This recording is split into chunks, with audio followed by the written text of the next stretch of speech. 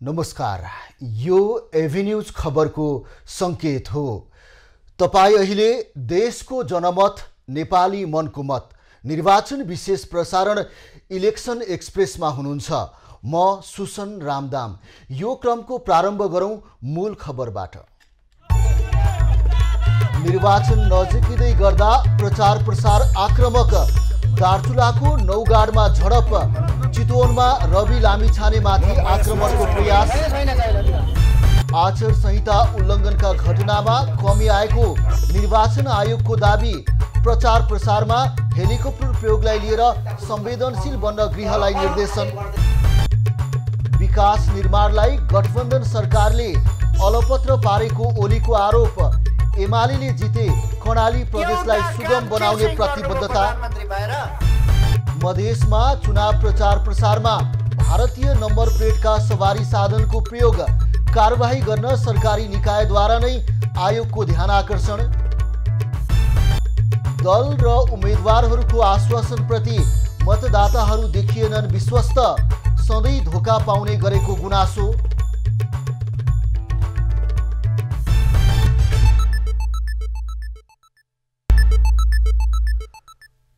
अब खबरको सिलसिला प्रारम्भ गरौं निर्वाचन सम्बन्धी प्रसङ्गबाट।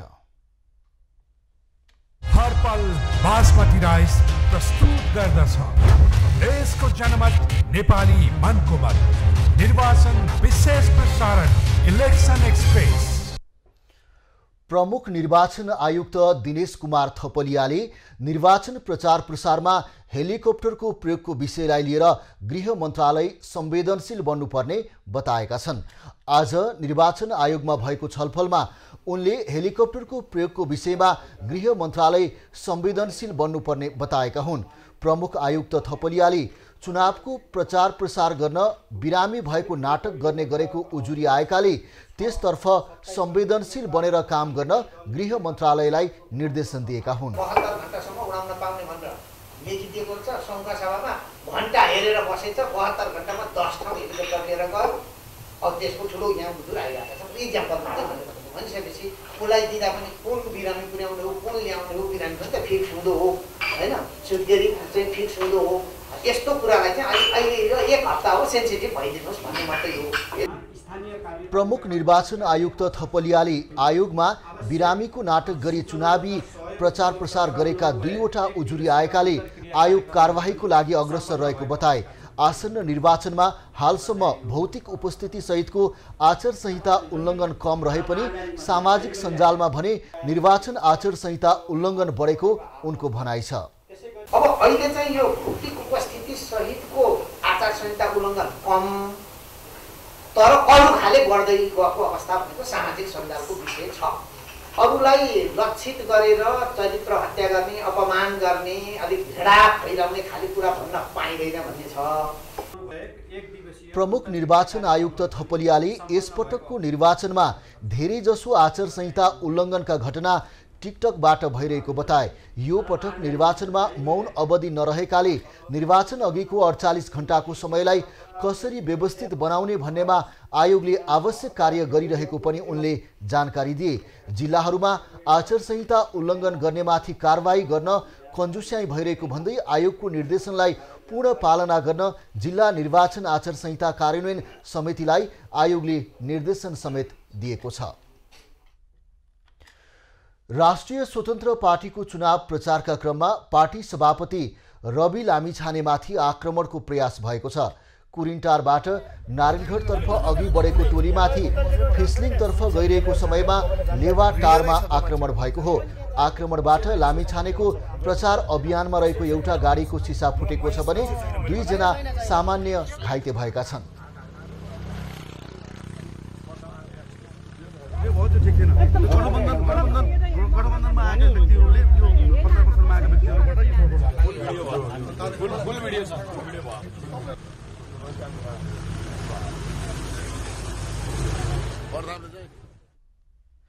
चितवनको कुरिनटारमा गठबन्धनका कार्यकर्ताले आफ्नो चुनावी टोलीमाथि आक्रमण गरेको सभापति लामिछानेले बताए।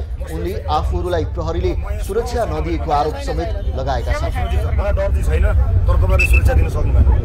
मलाई हाने तपाईको सुरक्षाको लागि त म आफै खटिरहेको। घटना लगत्तै आक्रमणकारी गठबन्धनका कार्यकर्तालाई प्रहरीले सुरक्षा दिएर लगेको आरोप स्वतन्त्र पार्टीको रहेको छ। दोषीलाई कारबाही गर्न समेत सो पार्टीले माग गरेको छ। लामिछाने चितवन 2 बाट उम्मेदवार छन् भने सो क्षेत्रमा गठबन्धनबाट बिना विभागीय मन्त्री उमेश श्रेष्ठ र एमालेबाट कृष्णभक्त पोखरेल प्रतिस्पर्धामा छन्। नेकपा एमालेका अध्यक्ष केपी शर्मा ओलीले एमाले देशको रक्षा, भौगोलिक अखण्डता र राष्ट्रिय स्वतन्त्रताका लागि जन्मिएको पार्टी भएको बताएका छन्। आज दैलेखमा आयोजित चुनावी सभामा ओलीले गठबन्धनमा रहेका दलहरूले राष्ट्रको लागि एउटा पनि राम्रा काम गर्न नसकेको भन्दै देशको रक्षा, भौगोलिक अखण्डता र राष्ट्रिय स्वतन्त्रताका लागि जन्मिएको एमाले सयौं राम्रा काम गरेको बताएका हुन्। अध्यक्ष ओलीले एमाले सरकारले सुरु गरेको विभिन्न राजमार्ग लगायतका अन्य विकास निर्माणका कामलाई अहिलेको सरकारले अलपत्र पारेको आरोप लगाए।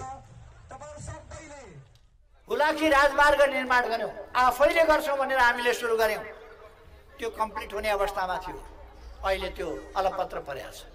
मदन भण्डारी राजमार्ग चुरेको बीचबाट र पहाडको छेउछेउबाट हामीले सुरु गर्यौं, पहाड त्यसले एउटा पहाडी क्षेत्रको विकास ठुलो योगदान गर्यो, त्यो अहिले सुस्त गतिमा गएको छ। मध्य पहाडी राजमार्ग, मध्य पहाडी पुष्पलाल राजमार्ग, त्यसको विकास त्यो टुङ्गिन लागेको थियो, त्यो पनि अवरोध भयो। अध्यक्ष ओलीले शेरबहादुर देउवा पटक पटक प्रधानमन्त्री भए पनि लोकतन्त्र दरबारमा बुझाउने लगायतका प्रतिगमनका काम मात्रै गरेको आरोप लगाए। अदालतबाट सेटिङ र जालझेल गरेर आफूलाई सरकारबाट हटाइएको तर्क समेत उनको थियो। सभामा सहभागीहरूले नेता भीम रावलको नाम लिएपछि अध्यक्ष ओली आक्रोशित बनेका थिए। यसअघि ओलीले कालीकोटमा आयोजित सभालाई सम्बोधन गर्दै ओलीले जनयुद्धका घाइते तथा अपाङ्गलाई अलपत्र पारी माओवादी अध्यक्ष दाहाल कुर्सीको खेलमा फसेको आरोप लगाए। उनले सकिन लागेको माओवादीलाई साथ लिएर हिँडे पनि दाहालले चुनावमा गरेको प्रतिबद्धता अनुसार अघि नबढेका कारण प्रतिनिधि सभा विघटन गरेको दाबी समेत गरेका थिए। उनले एमालेले जिते कर्णाली प्रदेशलाई सुगम बनाउने प्रतिबद्धता समेत जनाएका छन्। नेकपा एमालेले भावी प्रधानमन्त्रीका रूपमा अघि सारेका अध्यक्ष केपी ओली मङ्सिर 4 को निर्वाचनमा झापा क्षेत्र नम्बर 5 बाट प्रतिस्पर्धा गर्दैछन्।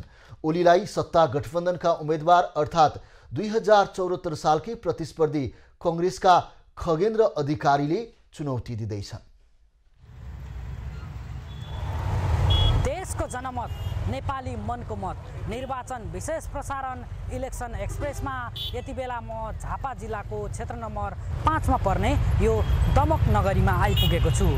दमक क्षेत्र नम्बर 5 को कुरा गर्ने हो भने नेकपा एमालेका अध्यक्ष केपी शर्मा ओली र गठबन्धनका तर्फबाट नेपाली कांग्रेसका खगेन्द्र पाण्डव अधिकारी चुनावी मैदानमा हुनुहुन्छ।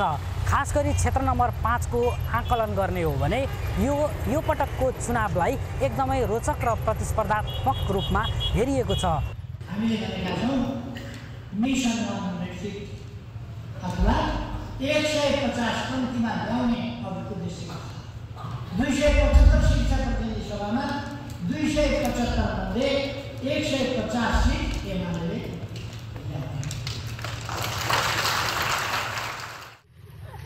उम्मेदवारहरू घर दैलो अभियानमा गएर मतदाता रिझाउन व्यस्त देखिरहेका बेला नेकपा एमालेका अध्यक्ष केपी शर्मा ओली पनि अहिले दैनिक जसो गृह जिल्ला धाइरहेका छन् र एमालेलाई जिताउनका लागि अपिल र आग्रह गर्दै मतदातालाई एमालेले हारे देशले हार्ने भन्ने अभिव्यक्ति पनि दिँदै आएका छन्। तथापि जनताले कसलाई जिताउँछन् त्यो हेर्न भने मङ्सिर 4 को मत परिणाम कुर्नुको विकल्प छैन। देशको जनमत, नेपाली मनको मतका लागि सन्तोष नेउपाने, झापा। सञ्चार तथा सूचना प्रविधि मन्त्री ज्ञानेन्द्र बहादुर कार्की विरुद्ध निर्वाचन आचार संहिता उल्लङ्घनको उजुरी परेको छ। गठबन्धनको तर्फबाट सुनसरी क्षेत्र नम्बर 4 मा प्रतिनिधि सभा सदस्य उम्मेदवार रहेका सञ्चार मन्त्री कार्की विरुद्ध मुख्य निर्वाचन अधिकृतको कार्यालयमा उजुरी परेको हो। नेकपा एमाले सुनसरीले मुख्य निर्वाचन अधिकृतको कार्यालयमा प्रहरी प्रशासनको दुरुपयोग गरेको, चुनावी प्रचारमा धेरै सवारी साधन प्रयोग गरेको लगायतका आरोप लगाउँदै कार्की विरुद्ध उजुरी दिएको हो। मुख्य निर्वाचन अधिकृत अर्जुन अधिकारीले आचार संहिता उल्लङ्घनको उजुरीमाथि छानबिन भइरहेको जानकारी दिए। दर्शकबिन, देशको जनमत नेपाली मनको मत निर्वाचन विशेष प्रसारण इलेक्सन एक्सप्रेसमा रहेका छौँ। मङ्सिर 4 को प्रदेश र प्रतिनिधि सभाको निर्वाचन नजिकिएसँगै यति बेला राजनीतिक दलहरूले आफ्नो चुनावी प्रचार अभियानलाई उत्कर्षमा पुर्याइरहेका छन् र यो बीचमा चुनावी गतिविधि र माहौलका बारेमा थप कुराकानी गर्नको लागि यति बेला हाम्रा खबरदाता सरोज पौडेल हाम्रो न्युज रुमबाट जोडिनु भएको छ। हर पल बासमती राइस प्रस्तुत गर्दछ देशको जनमत नेपाली मनको मत निर्वाचन विशेष प्रसारण इलेक्सन एक्सप्रेस। सरोज, अब चुनाव आउन करिबन 1 हप्ता मात्रै बाँकी रहेको अवस्था रहेको छ र यो बीचमा तपाईले लगातार समाचार गतिविधिहरूको निरन्तर निगरानी गरिरहनु भएको छ। यो बीचमा राजनीतिक दलहरूले के कसरी आफ्नो चुनावी प्रचार अभियानलाई अगाडि बढाइरहेका छन्, जानकारी गराउनुहोस्। देशको जनमत नेपाली मनको मत निर्वाचन विशेष प्रसारण इलेक्सन एक्सप्रेसका क्रममा छौँ यतिखेर हामी र अहिले मुलुक चुनावी माहौलमा होमिएको छ र यही क्रममा देशमा राजनीतिक दलहरूले आफ्नो चुनावी कार्यक्रमलाई निकै आक्रामक बनाइरहेका छन् भनेदेखि अब निर्वाचन हुन 1 साता मात्रै बाँकी रहँदा दलहरूले चुनावी प्रचार प्रसार र घरदैलो कार्यक्रमलाई तीव्रता दिएसँगै आफ्ना घोषणापत्र र आफ्ना एजेन्डाहरू दलहरूले जनतामाझ लगिरहेका छन् र यसै क्रममा पूर्वदेखि पश्चिमसम्म ठुला शीर्ष नेताहरूले आफ्ना एजेन्डा जनतामाझ पुर्याइरहँदाखेरि उनीहरूलाई जनताले कति विश्वास गरेका छन् त र यसभन्दा अघिल्लो चुनावमा उनीहरूले गरेका वाचा कति पुरा गरे त, यस विषयमा पनि हामीले विभिन्न ठाउँका मतदाताहरूसँग त्यहाँ रहेर कुरा गरिरहेका थियौँ र उनीहरूको प्रतिक्रिया अहिले कस्तो छ भने मतदाताहरूले यसो भनिरहेका छन् कि अब आसन्न मङ्सिर 4 को निर्वाचनमा विशेष गरी पुराना र पटक पटक परीक्षण भइसकेका व्यक्तिहरू भन्दा पनि नयाँ र यो देशमा केही गर्छौँ भनेर आएका व्यक्तिलाई एकपटक अवसर दिनुपर्छ भन्ने मतदाताहरूको राय रहेको छ र आज मात्रै नेकपा माओवादी केन्द्रका अध्यक्ष पुष्पकमल दाहालले देशका विभिन्न स्थानमा चुनावी सभालाई सम्बोधन गरे। त्यसै गरी शेरबहादुर देउवा र अन्य उम्मेदवारहरू पनि आफ्नो निर्वाचन क्षेत्रमा व्यस्त रहेका छन्, मतदाता रिझाउन मतदाताहरूको घर दैलो कार्यक्रम गरिरहेका छन्।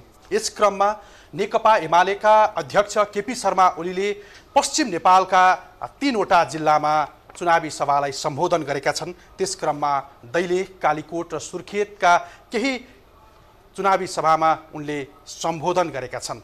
यस क्रममा निर्वाचन आयोगले पनि निर्वाचनको मिति नजिकिँदै गर्दाखेरि निर्वाचन आचार संहिता विपरीतका घटनाहरू के भए भनेर आज पत्रकार सम्मेलनमा धेरै कुराहरू भनेको छ। सरोज, जस्तो अब तपाईलाई मैले एकैछिन रोके, खास गरेर भन्नुपर्दाखेरि यति बेला धानबाली भित्र्याउने सिजन पनि चलिरहेको अवस्था रहेको छ।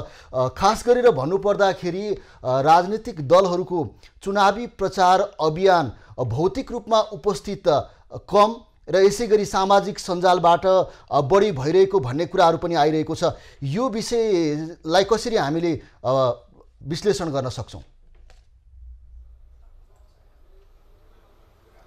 पक्कै पनि सुशान, यो अहिले हामीले के भन्न सक्छौँ भनेदेखि अहिले भौतिक रूपमा आचार संहिता उल्लङ्घन गर्ने घटनाहरू छिटपुट रूपमा आइरहेका भए पनि सामाजिक सञ्जाल, फेसबुक, टिकटक लगायतका, युट्युब लगायतका सामाजिक सञ्जालहरूबाट निर्वाचन आचार संहिताका विपरीतका घटनाहरू बढिरहेको भनेर निर्वाचन आयोगले आज मात्रै भनेको छ र उसले यसलाई नियन्त्रण गर्न पनि निकै सकस देखिएको छ। केही समय अगाडि निर्वाचन आयोगले सबैभन्दा बढी प्रयोग हुने नेपालमा सामाजिक सञ्जाल फेसबुकको जुन दक्षिण एसिया हेर्ने निकायलाई यहाँ नेपालमै बोलाएर एउटा बैठक राखेर कसरी नियन्त्रण गर्ने भनेर केही समय अगाडि त्यस्ता द्वेषपूर्ण अभिव्यक्ति फैलाउने ग्रुप भनेर केही ग्रुपहरूलाई फेसबुक ग्रुपहरूलाई निर्वाचन आयोगले केही समयको लागि जुन मेटा कम्पनीलाई भनेर सस्पेन्डमा पनि राखेको थियो भने केहीलाई अहिले खुला गरिसकेको छ र केही सामाजिक सञ्जालमा यस्ता द्वेषपूर्ण अभिव्यक्ति र कसैको चरित्र हत्या गर्ने खालका कुराहरूमा पनि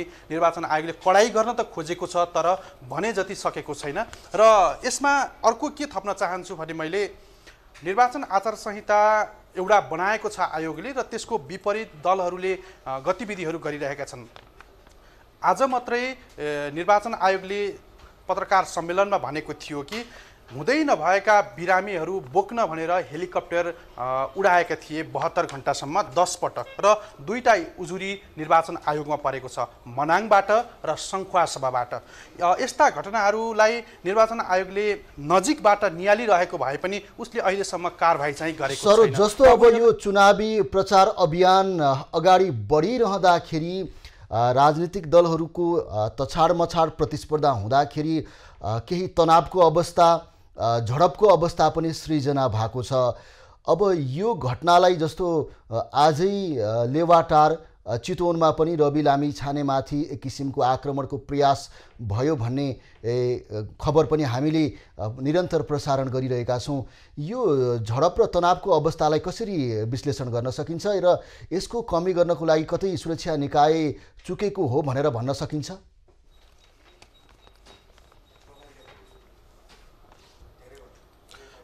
पक्कै पनि सुशान, तपाईँले भने जस्तै गरी अहिलेसम्मको अवस्था हेर्ने हो भने देशभर शान्तिपूर्ण नै देखिएको छ भने केही छिटपुट घटनाहरू घटेका छन्।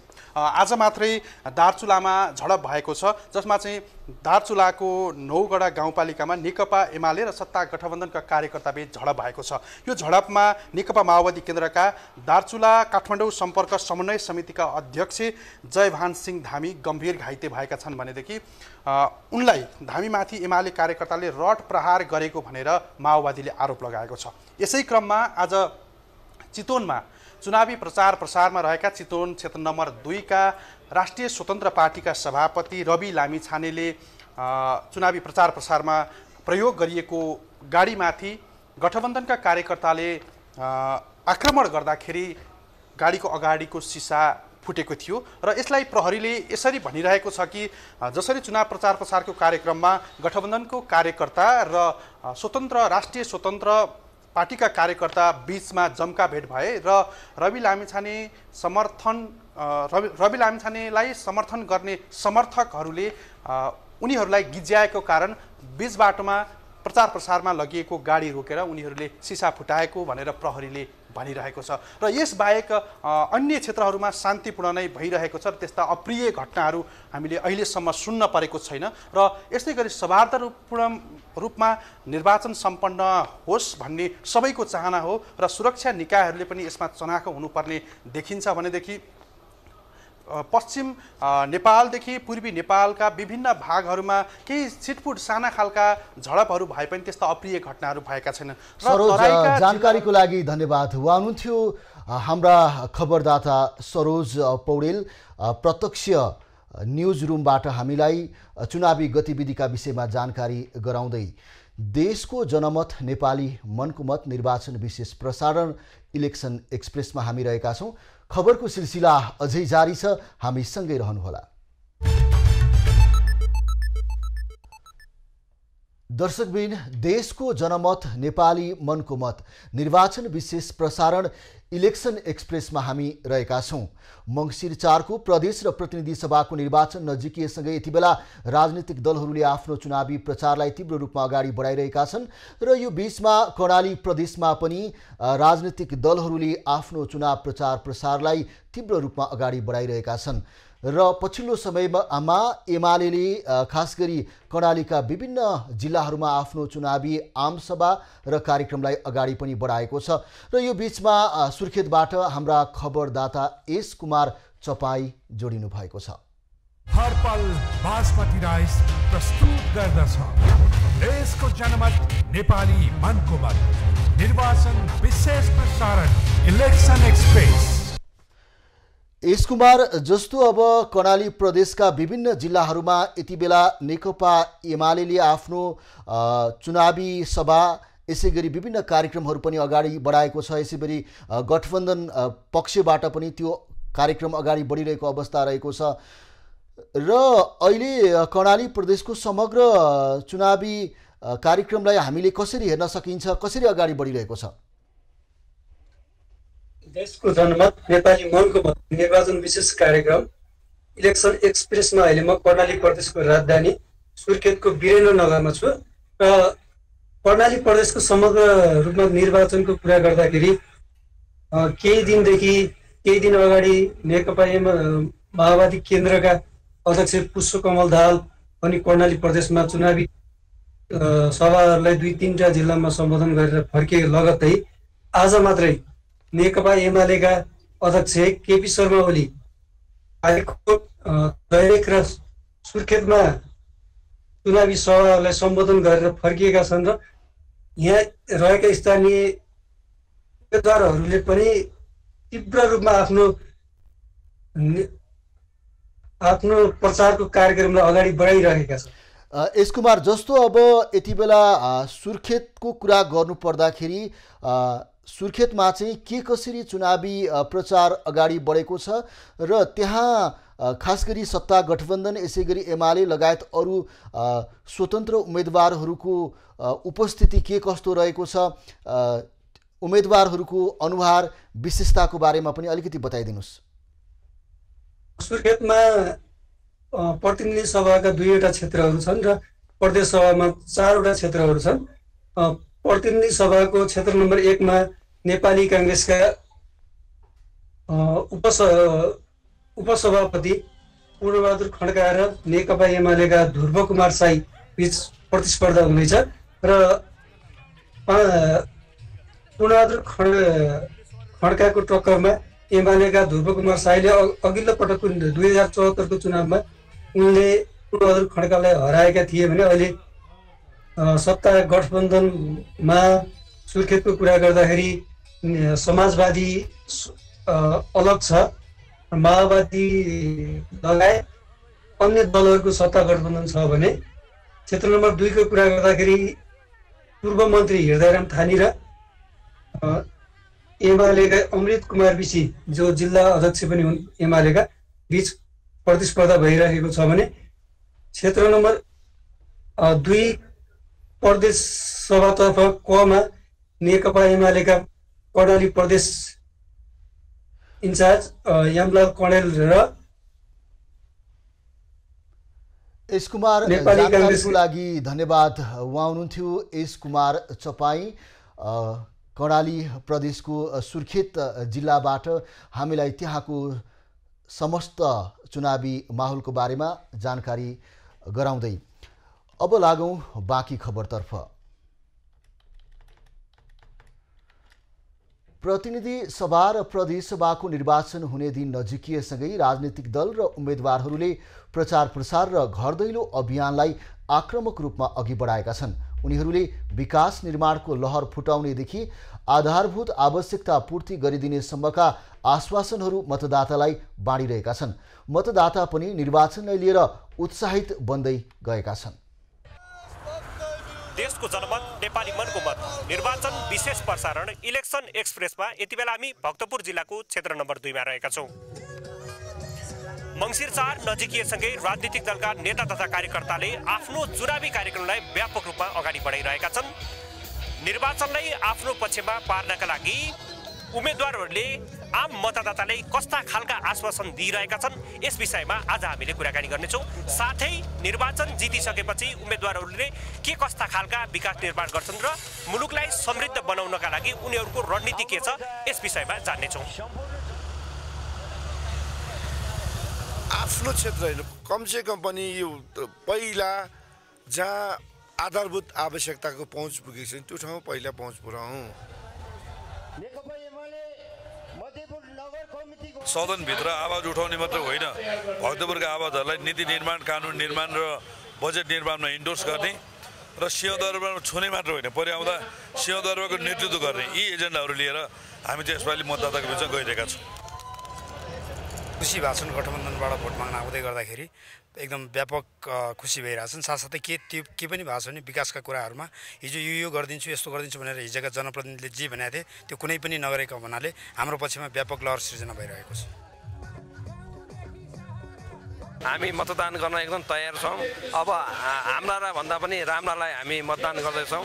अब विकास गर्ने जो नीति निर्माण गर्न सक्छ हामी उसैलाई हामी भोट दिनेछौँ। मङ्सिर 4 नजिकिएसँगै राजनीतिक दलहरूले आम मतदातालाई प्रभावित गर्ने गरी घर दैलो कार्यक्रम र चुनावी कोडसभा गरिरहेका छन्।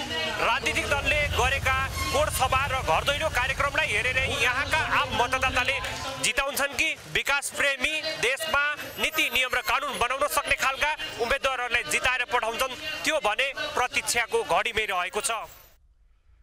भारतीय नम्बर प्लेटका सवारी साधनको प्रयोग गरी चुनाव प्रचार प्रसार गरेको पाइएको भन्दै सरकारी निकायले निर्वाचन आयोगको ध्यान आकर्षण गराएका छन्।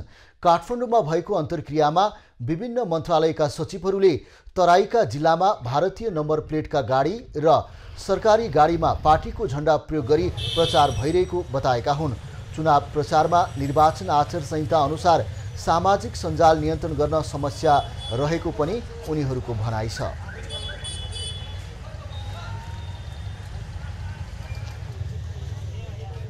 महान्यायाधिवक्ताको कार्यालयका नायब महान्यायाधिवक्ता कृष्ण जीबी घिमिरेले राजनीतिक दलका उम्मेदवारहरूले चुनाव प्रचार प्रसारमा निर्वाचन आयोगको आचार संहिता पालनामा अटेरी गरेको बताए।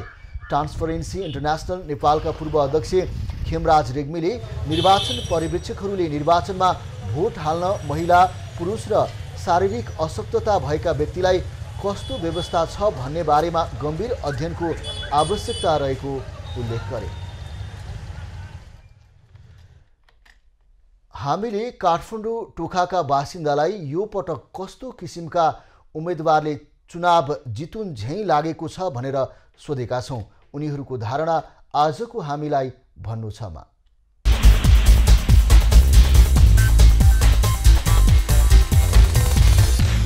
अब हामीले उम्मेदवार नै हेर्दाखेरि चाहिँ नै सकेसम्म अब पुरानालाई हेरिसक्यौँ, अब नयाँलाई नै हेर्नुपर्छ जस्तो लाग्छ। अब आउँदैछन् नयाँ नयाँ युवा नेताहरू झन् चुनिँदैछ। अब काम होला भन्ने आशा चाहिँ छ। अब राम्रो आउन पर्यो, काम गर्ने राम्रो आउन पर्यो। देश विकासको काम पनि भएन नि त्यसैले पनि हो, त्यही मलाई उत्साह छैन। त्यसैले पनि विकास गर्ने चाहियो, अब यी भ्रष्टाचारी कम गर्ने चाहियो। अब त्यस्तै हो। सकारात्मक त छन् त छौँ, तर भए पनि खास केही होला जस्तो त लाग्दैन। अहिलेसम्म केही भएन। कति वर्ष हो, 60 वर्ष हो मैले भोट हाल्न थालेको। खै के भयो, देशलाई केही विकासै भएन।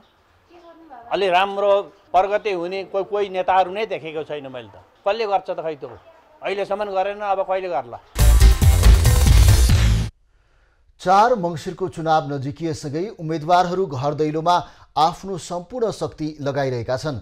गाउँ छिरेका उम्मेदवारसँग जनजीविका र दैनिकीसँग जोडिएका ठोस एजेन्डा छैनन्। बरु विपक्षी दललाई आरोप लगाउँदै मतदाता आकर्षित गर्ने कसरतमा उम्मेदवारहरू जुटेपछि सर्लाहीका मतदाताहरू अहिले निराश भएका छन्। निर्वाचन विशेष प्रसारण इलेक्सन एक्सप्रेसमा यहाँलाई म स्वागत गर्न चाहन्छु।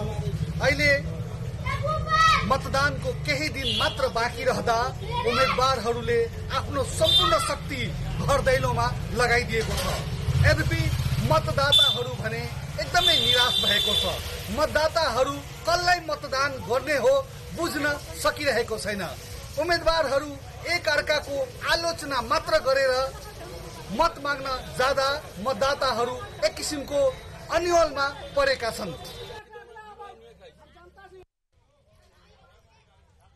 जनताहरूलाई कुनै ठोस मुद्दा मिलिरहेको छैन। यो गठबन्धनको नाममा मात्र दिएर के गर्ने भनेर जनताले प्रश्न सोधिरहेका छन्। देशका जो विकासका कुराहरू छन्, पिछडिएका कुरा छन्, किसानका समस्या छन्, युवाका समस्या छन्, यिनीहरूमाथि यिनीहरूको कुनै सोच छैन, एजेन्डा छैन। खालि हामीलाई दिनुस्, हामी यो गर्छौं, जनता विश्वास गरिरहेको छैन। तपाईँ हेर्नु भएको छ कि नो रोड नो भोटको पनि नारा लागेको छ। किन भनेको नो रोड भनेको नो भोट भन्नाले विकास छैन भने भोट किन दिने?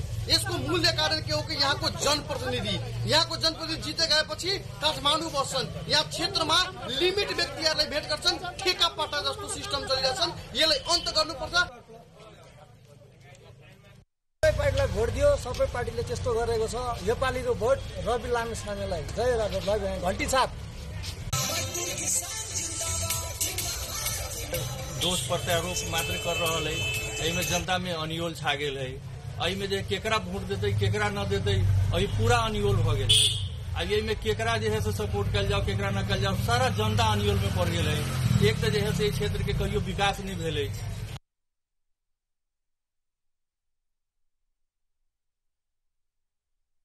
वोट ओकरा दियो, अच्छा आदमी के दो, अच्छा इंसान के दो, अच्छा नेता के दो, तब विकास करे नेता के मात्र भोट दियो। यही खवा पचुवा नेता के केकरो भोट नहीं दियो। मतदाताहरू एकदमै तनावमा छ, एकदम अन्योलमा छ। कहाँ भोट गर्ने, कसलाई भोट गर्ने भनेर नेताहरू आउँछन्, एक अर्काप्रति आरोप प्रत्यारोप गर्छन्। न उनीहरूसँग भिजन छ, न उनीहरूसँग केही छ, न एउटा प्रधानमन्त्रीको अनुहार छ। है भोट कसलाई गर्छ? मतदाताहरूको भनाइ के छ भने उम्मेदवारहरूलाई 4 दशकदेखि हामी जिताउँदै आएका छौं, तर केही पनि भएन। कुनै पनि सेक्टरमा केही विकास गरेको छैन। यस्ता उम्मेदवारहरूसँग के आशा राख्ने? फेरि पनि मतदान गरेर यस्तै गर्ने हो कि भनेर मतदाताहरू एकदमै निराश भएको छ। एबी न्यूज खबरको लागि बख्तियार अली सर्लाही। नेपाली कांग्रेसका नेता प्रकाशमान सिंहले सुकुम्बासी बस्तीमा डोजर चलाउन नहुने बताएका छन्। सत्ता गठबन्धनको तर्फबाट काठमाडौँ 1 मा प्रतिनिधि सभा सदस्य उम्मेदवार समेत रहेका श्रेष्ठले आज थापाथलीमा आयोजित कार्यक्रममा सुकुम्बासी बस्ती हटाउन जबरजस्ती गर्न नहुने बताएका हुन्। नेता सिंहले अव्यवस्थित बसोबास हटाउने हो भने सरकारले निश्चित कार्यक्रम ल्याउनु पर्ने बताए। बसोबास छ, त्यो बसोबासलाई व्यवस्थित रूपमा त्यसलाई चाहिँ सरकार र तपाईहरुलाई पनि हुने गरिकन विन विन सिचुएसन भन्छ नि, दुवैलाई सहज हुने गरिकन गर्नुको लागि हामी त्यसमा चाहिँ जोड दिन्छौँ। नेता सिंहले सरकारले सुकुम्बासीहरूको समस्या समाधान गर्नको लागि सरकारले भूमि आयोग गठन गरेको उल्लेख गर्दै सो आयोगको प्रतिवेदन आएपछि सरकारले बनाउने नीति कार्यक्रम लागू गराउन आफू प्रतिबद्ध रहेको पनि बताए। नेता सिंहले मङ्सिर 4 गतेको चुनावपछि पनि गठबन्धनकै सरकार बन्ने पनि दाबी गरे। नयाँ आउने संसदको पहिलो एजेन्डा नै नेपाल नागरिकता पहिलो संशोधन विधेयक 2079 हुनुपर्नेमा अधिकार कर्मीहरूले जोड दिएका छन्। उनीहरूले संविधानले सबैलाई समान अधिकार दिएकाले किन्तु परन्तु भनेर एकै देशका नागरिकलाई भिन्न व्यवहार गर्न नमिल्ने तर्क गरेका हुन्। अब बन्ने संसदको पहिलो बैठकबाट सो विधेयक पारित हुनुपर्ने आवश्यकता समेत उनीहरूले औलाएका छन्। संविधान आएको 7 वर्ष भइसकेको छ, 7 वर्षसम्मको कुरिरहनु भएको छ। अहिलेसम्म नागरिकता संविधानले नागरिकता दिनुपर्छ भनेर भन्दा भन्दै पनि नागरिकता पाउनु भएको छैन। कति कुर्ने? संविधान संशोधन त फेरि 2 वर्ष 3 वर्ष 4 वर्ष 5 वर्ष लाग्ला, अझै कुर्ने उहाँहरूको सवाल हुँदैन। त्यसैले विधेयक चाहिँ पारित गर्नु पर्यो।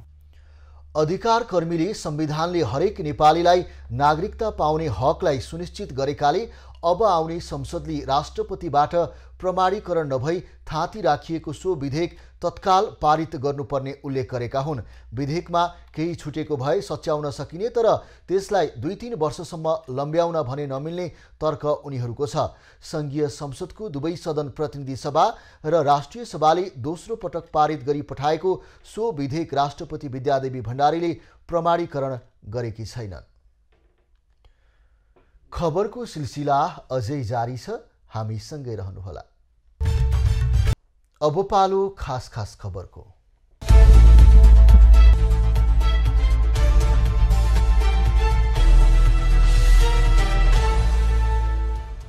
दार्चुलाको नौगाड गाउँपालिकामा नेकपा एमाले र सत्ता गठबन्धनका कार्यकर्ताबीच झडप भएको छ। झडपमा नेकपा माओवादी केन्द्र दार्चुला काठमाडौँ सम्पर्क समन्वय समितिका अध्यक्ष जयभान सिंह धामी गम्भीर घाइते भएका छन्। धामीमाथि एमालेका कार्यकर्ताले रड प्रहार गरेको माओवादीले आरोप लगाएको छ।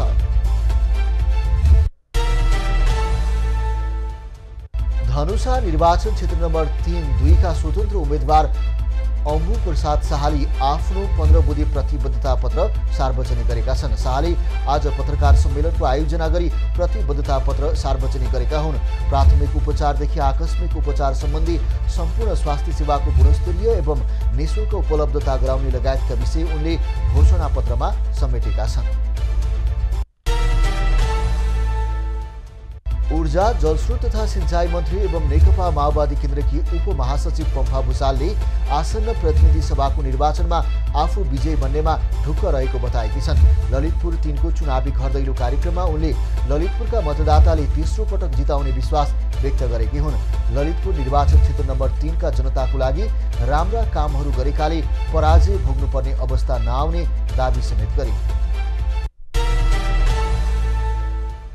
राप्रपाबाट काठमाडौँ 2 मा प्रतिनिधि सभा सदस्य उम्मेद्वार कुन्ती पोखरेलले आफ्नो क्षेत्रको सडक र खानेपानीको समस्या समाधान गर्न लागि पर्ने बताएकी छन्। आज शङ्खरापुर 8 मा घर दैलोको क्रममा उनले आफूले सडक र खानेपानीको समस्या समाधानका लागि भूमिका खेल्ने बताएकी हुन्। उनले राप्रपालाई भोट हाल्नको लागि स्थानीय उत्साहित भएको प्रतिक्रिया समेत दिइन्। सप्तरीमा प्रमुख राजनीतिक दलले निर्वाचन आचार संहिता विपरीत निर्वाचनमा बालबालिका प्रयोग गरिरहेका छन्। दलहरूले चुनावी प्रचार र घर दैलोमा बालबालिका प्रयोग गरेका हुन्। सप्तरीको निर्वाचन क्षेत्र नम्बर 1 को कञ्चनरूप नगरपालिकामा भएको कांग्रेसको सभामा समेत बालबालिका प्रयोग भएको पाइएको छ।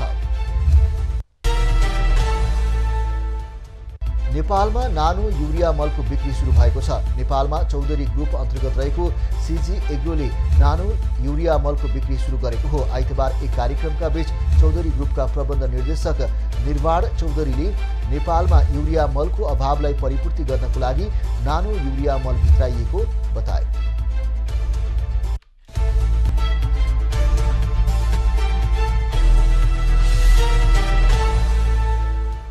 अब पालो एभिन्यूज 8 मौसमको।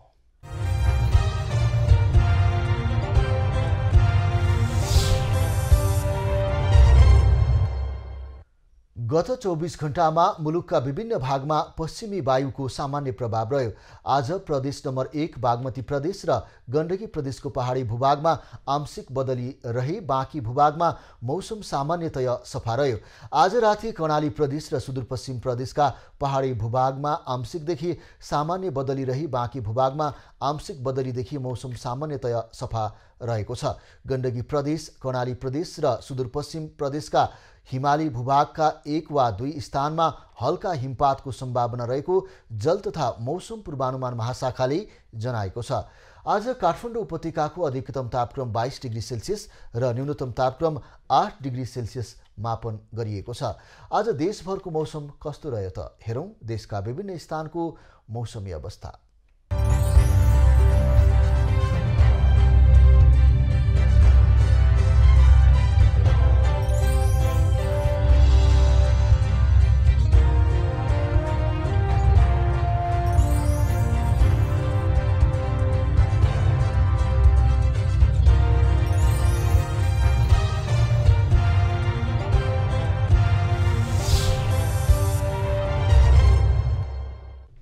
अहिलेलाई देशको जनमत नेपाली मनको मत निर्वाचन विशेष प्रसारण इलेक्सन एक्सप्रेसको यो क्रम यति नै। एभिन्यूज खबरका यी सहित अन्य विस्तृत खबरको लागि www.avenews.tv लगइन गर्न सक्नुहुनेछ। युट्युब, फेसबुक र ट्विटरमा पनि हामीलाई फलो गर्न सकिनेछ। खबरभित्रको खबरको लागि हेर्दै रहनुहोला एभिन्यूज खबर। नमस्कार।